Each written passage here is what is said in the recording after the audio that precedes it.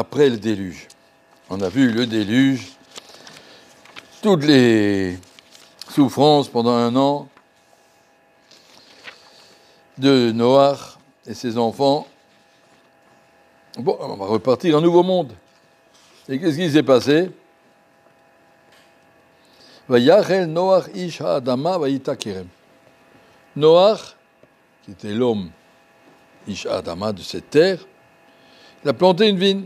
Vayesh minayayin vayishkar, il a bu, il s'est enivré, et puis après il arrivait des histoires avec ses enfants, des horreurs.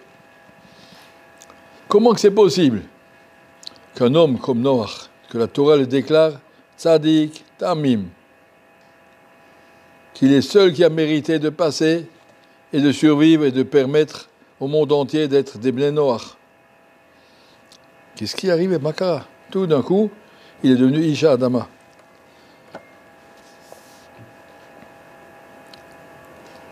Vayachel, Omer Rashi, Asa Atzmo Chulin. Après le déluge, il a craqué. Il était un grand tzaddik et puis il s'est un choulin. Qu'est-ce que tu commences par la vigne? Pourquoi justement ça? Al-Farshim m'explique, mettez-vous à sa place. Il sort de l'arche de Noé, il voit un monde complètement dévasté. Pas une maison qui reste, rien à voir avec les photos qu'on voit, c'est beaucoup plus pire. Le monde entier, il n'y avait plus un animal, plus un arbre, plus rien. Il se retrouve tout seul, avec sa femme et ses enfants, et il va faire sortir les animaux un après l'autre, allez-y. Mais il faut du courage pour repartir un monde comme ça. Le monde, il tient sur moi. Je suis un vieux monsieur, il avait déjà 600 ans. Hein. Je ne sais pas comment on se sent quand on a 600 ans, mais c'est un vieux monsieur. Et puis, la responsable, elle a dit, bah, on va boire un coup, quelque chose, un petit bourra, quelque chose pour se remonter. Ah, il avait justement, il avait de la vigne. D'où il avait des vignes? Omer Rashi, quand il est rentré dans la Teva, il a emmené avec lui des branches de vigne, des branches de palmiers, il avait de figuiers. Et c'était, voilà, il faut préparer le nouveau monde qui va venir. Mais pourquoi tu as commencé par le vin? Ish Adama. Un moment où il était surmarqué Ish Tzadik, il est devenu Ish Adama. Il est retombé.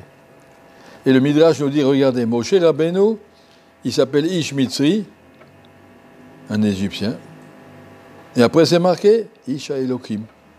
Sa vie était une progression jusqu'à ce qu'il s'appelait l'homme d'Hachem. C'était un homme, la Gemara dit, c'était la moitié d'un malach. Et Noach, il était Ish Tzadik et il est retombé, Ish Adama. Ça veut dire que lorsqu'il arrive un grand Nisayon, et je parle maintenant pour nous, on est tous dans une période très spéciale, Bézrat Hashem, quand on sort tous en bonne santé et que tout va s'oublier, alors il ne faut pas que quand ça s'oublie. Ça s'oublie, ça veut dire on va retomber en arrière et dire ben, heureusement qu'on avait l'armée, qu'on avait les Américains, qu'on avait toutes sortes de choses et qui nous ont protégés, organisés. On oublie complètement toute la Hashgacha d'Akadosh Baruch Hu, que c'est lui. Maintenant, on est en train de vivre un petit peu la Emouna, de voir que le monde n'y vit pas tout seul, qu'Akadosh Baruch Hu est présent sur chaque chose, qu'Akadosh Baruch Hu gère chaque détail.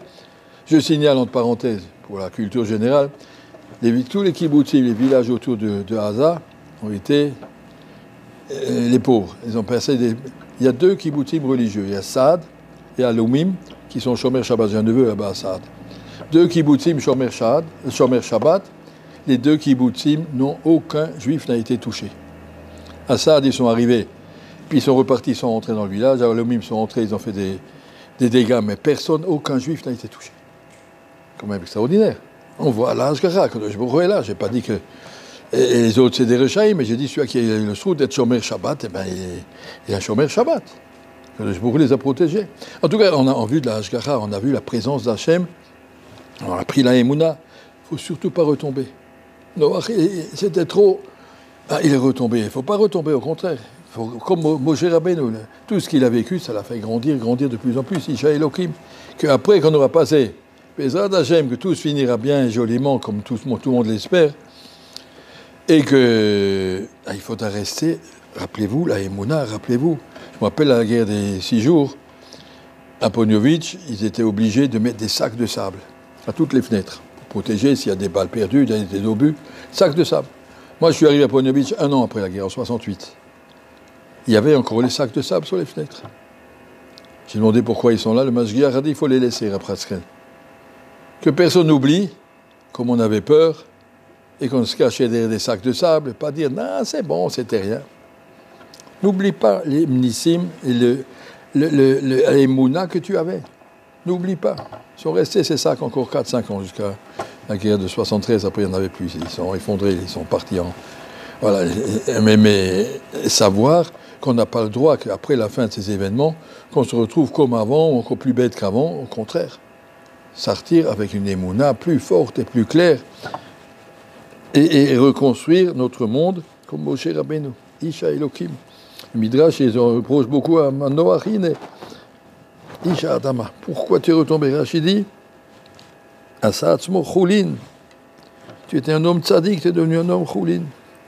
Pas dit par rapport à nous, hein, il était loin au-dessus de nous, mais en tout cas par rapport à Noach, on attendait de lui autre chose. Et ça, il faut le savoir, les événements qui arrivent sont là pour nous grandir et pas pour nous laisser spectateurs et puis après savoir on oublie. C'était pas un film en couleur, c'est un événement qu'on a appris, ce que c'est la Emouna, vivre avec cette Emouna, continuer à grandir dans cette Emouna, que notre fille elle est mieux maintenant, qu'elle continue à être de mieux en mieux, et pas être passif dans tout ça, Bezrat Hashem.